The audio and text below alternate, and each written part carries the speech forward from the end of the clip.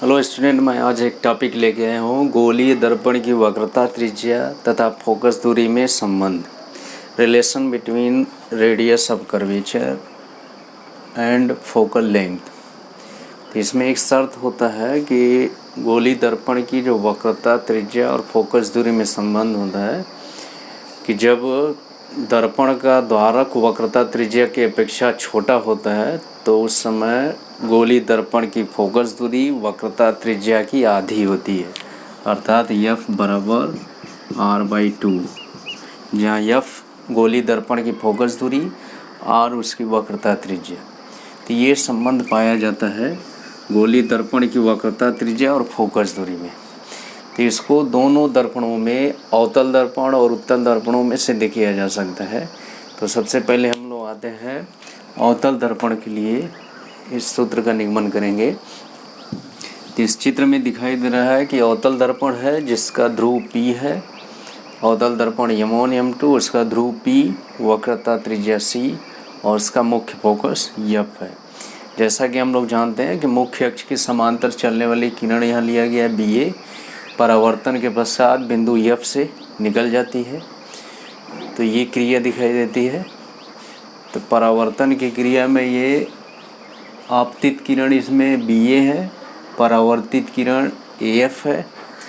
तो हम लोग जानते हैं कि परावर्तन की क्रिया में आपतित किरण, परावर्तित किरण, अभिलंब भी होता है। तो इसमें अभिलंब CA को लिया जाएगा क्योंकि बिंदु C इसका वक्रता केंद्र है। गोलीय दर्पण का जो केंद्र है वो C पर है। तो केंद्र से वृत्त पर डाली गई रेखा या जो त्रिज्या होती है वो सदैव लंबवत होती है। तो इसमें अभिलंब माना जा सकता है, CA को माना जा सकता है, जो डैश डैश द्वारा दिखाया गया है।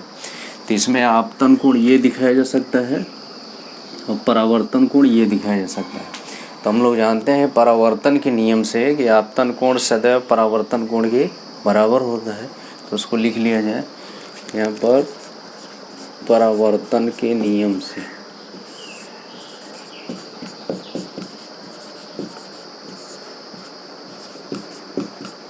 आपतन कोण इसमें चित्र में क्या दिखाई दे रहा है, BAC दिखाई दे रहा है। यानी कोण BAC बराबर कोण परावर्तन कोण ये होगा, इसका नाम होगा FAC। इसको समीकरण 1 बना लिए।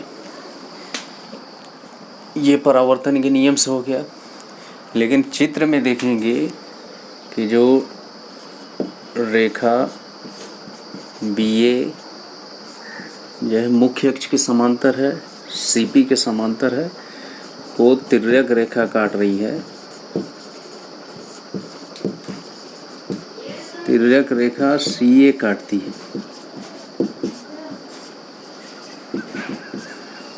तो हम लोग जानते हैं कि जब दो समांतर रेखाओं को वो तिर्यक रेखा काटती है तो उसमें एकांतर कोण बराबर होता है। तो यहाँ एकांतर कोण ये बनेगा, ये वाला और ये वाला, ये इसके बराबर होगा। तरह से लिख सकते हैं कोण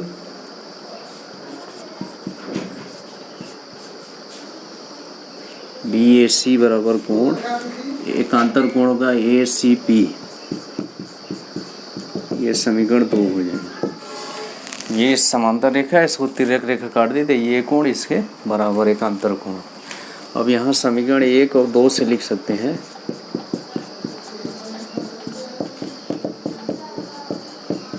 समीकरण 1 और 2 से देख सकते हैं BAC इन दोनों कोण के बराबर है।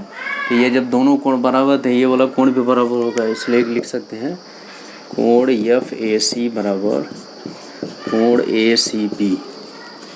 अब ये जो दोनों कोण हैं वो किसी एक त्रिभुज से संबंधित है। कौन सा त्रिभुज है? अब ये दिखाई दे रहा है, ये कोण इसके बराबर सिद्ध कर दिए हमने। तो ये जो कोण, दोनों कोण है, ये ACF त्रिभुज ACF से संबंधित है। इसी में ये संबंध प्राप्त किया गया। तो हम लोग जानते हैं कि किसी भी त्रिभुज में जब दो कोण बराबर होते हैं तो उनके आमने सामने की भुजाएं भी बराबर होती हैं। तो इसको लिख सकते हैं कि FAC ये वाला कोण है, तो इस कोण के सामने कौन भुजा है? CF है। तो CF बराबर लिख सकते हैं ACP ये वाला कोण है, इसके सामने भुजा होगी AF इसको दिखा सकते हैं इस तरह से। ये समीकरण ले लिए 2, समीकरण 3। अब इसके बाद आते हैं हम लोग कि विषय तो बताया गया है कि जब दर्पण का द्वारक वक्रता त्रिज्या की अपेक्षा छोटा होता है। अब दर्पण का द्वारक का मतलब ये जो m1 m2 है ये दूरी, और वक्रता त्रिज्या का मतलब ये जो CP दूरी है। तो वक्रता त्रिज्या अधिक हो और द्वारक छोटा हो, तो जब वक्रता त्रिज्या अधिक होगी तो यह दर्पण होगा, इसकी वक्रता बहुत कम दिखाई देगी, लगभग सीधा दिखाई देगा। तो जब सीधा दिखाई देगा तो इस पर जो AF रेखाखंड है, इस पर किसी लकड़ी या छड़ की कल्पना कर दें, तो जैसे जैसे ये सीधा होता जाएगा वक्रता त्रिज्या बढ़ती जाएगी, और द्वारक छोटा रखना है, वक्रता त्रिज्या बढ़ती जाएगी, तो जो AF होगा वह धीरे से खिसक के इस पर चला जाएगा, PF पर चला जाएगा, यानी बिंदु AF के संपाती हो जाएगा। तो ये दूरी दोनों बराबर दिखा देंगे, AF बराबर PF दिखा देंगे। यहाँ लिख सकते हैं कि AF बराबर PF, ये समीकरण 4 हो गया।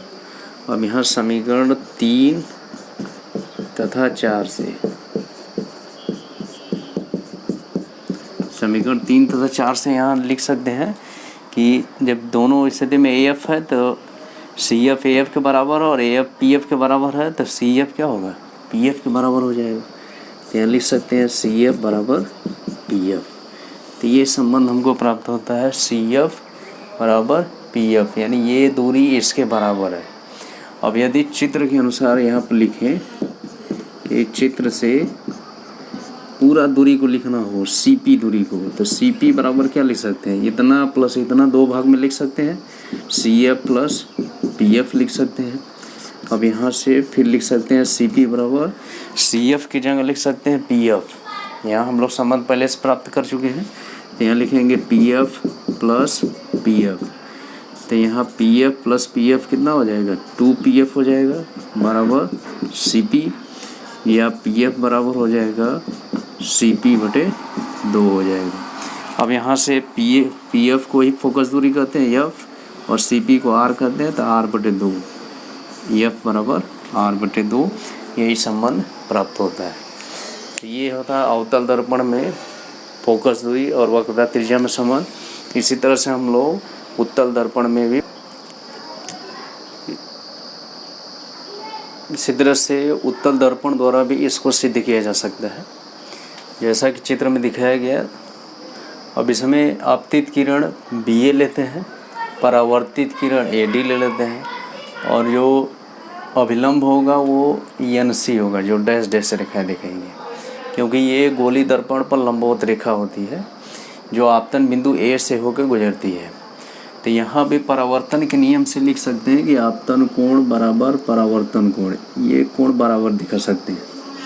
यहाँ लिख सकते हैं परावर्तन के नियम से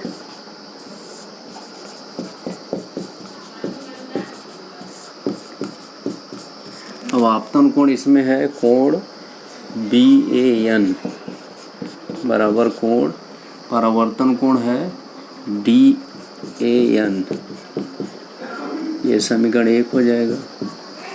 फिर इसके बाद चित्र में दिखाया जाता है कि इसमें समांतर किरण वही है, BA समांतर जो CP है, CP को तिर्यक रेखा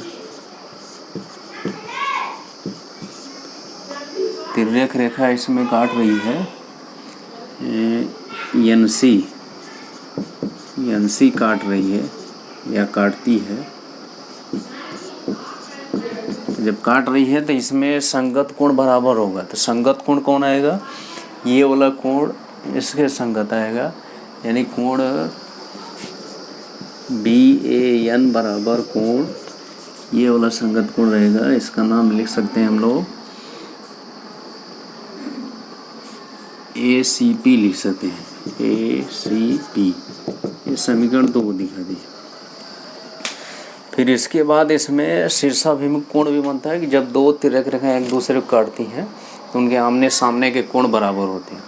तो इसमें 2 तिर्यक रेखाएं काट रही हैं NC और DF, NC तथा DF, परस्पर काटती है या प्रतिच्छेदित करती है। तो जब दोनों परस्पर काटते हैं तो शीर्षाभिमुख कोण बराबर होगा, यानी ये कोण इस कोण के बराबर दिखाएंगे। तो उस कोण का नाम है कोण DAN बराबर कोण, ये नीचे वाले कोण का नाम लिख देंगे CAF। ये समीकरण 3 हो जाएगा। यहाँ से लिख सकते हैं समीकरण 1, 2 तथा 3 से। तीनों को एक साथ देखेंगे तो इसमें निष्कर्ष निकलेगा कि BAN DAN के बराबर है और वही BAN ACB के बराबर है और DAN CAF के बराबर है। तो यहाँ से लिख सकते हैं, तीनों संबंध को देखा जाए तो इसमें दिखा सकते हैं कि जो CAF है वह ACP के बराबर दिखा सकते हैं, यानी कोण CAF बराबर कोण ACP। देखिए ध्यान से, BAN DAN के बराबर है और यही ACP के बराबर है, तो इसका मतलब ये दोनों कोण बराबर होंगे। अब इसके बाद तीसरे संबंध में आते हैं कि DAN इसके बराबर CAF के, तो इसका मतलब CAF ACP के बराबर होगा। तो ये जो दोनों कोण हैं इस त्रिभुज से संबंधित है। इस त्रिभुज का नाम क्या है? त्रिभुज ACF में ये दोनों कोण बराबर हैं। तो हम लोग जानते हैं किसी भी त्रिभुज में जब दो कोण बराबर होते हैं तो उनके आमने सामने की भुजाएं भी बराबर होती हैं। तो इस संबंध को लिख सकते हैं हम लोग CAF इस कोण के सामने भुजा है FC या CF, FC बराबर हो जाएगा ACP के सामने भुजा है AF। तो ये संबंध हम लोग को प्राप्त होता है FC बराबर AF। और इसके साथ साथ जो बताए थे कि संबंध प्राप्त करने के लिए शर्त होता है कि दर्पण की जो वक्रता त्रिज्या अधिक हो और द्वारक छोटा हो। तो वक्रता त्रिज्या अधिक होने का मतलब ये इसकी जो वक्रता है वो एकदम कम हो जाएगी, लगभग सीधा हो जाएगा।